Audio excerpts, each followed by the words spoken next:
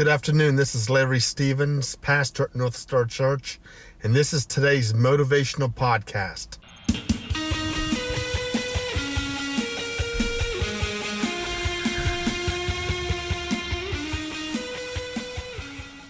Today I'm filming on location.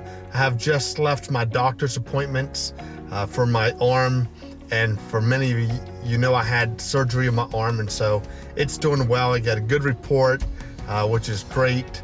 And I was just thinking about our calling. I was thinking about the fact that God has called us to something greater than ourselves, greater than just simply, hurting yourselves and getting fixed. A doctor has a calling, and his calling is to help people live lives better, with him than without him. And so he does his best he can do to make sure that, we're living, the kind of life that we need to live. We're doing the things we kind of need to do. And so he kind of helps us with that.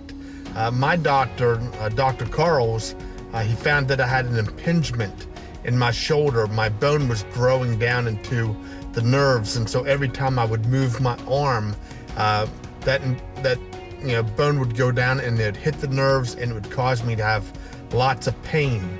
So what my doctor did, he went in, he surgically removed that about 3/4 of an inch of bone, and made it all smooth. And all of a sudden now my arm works better. It's not in as much pain as it was before, and that is great. As a pastor, my job as a pastor is to equip the saints for the work of ministry. My job is not to do your work. My job is to help you know how to do your job, your ministry.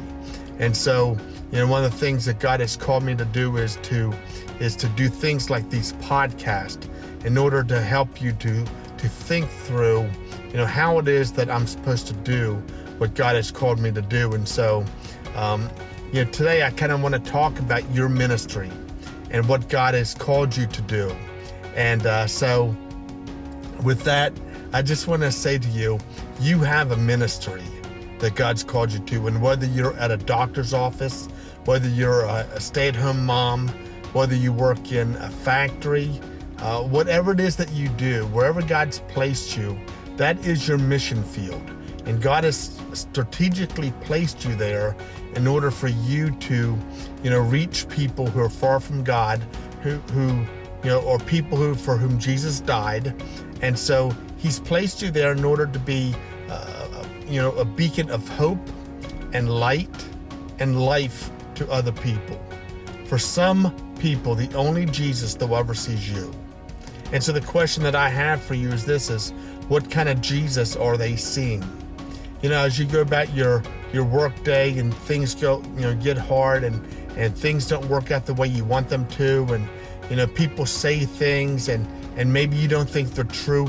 How do you respond when people say unkind things about you, especially in your mission field?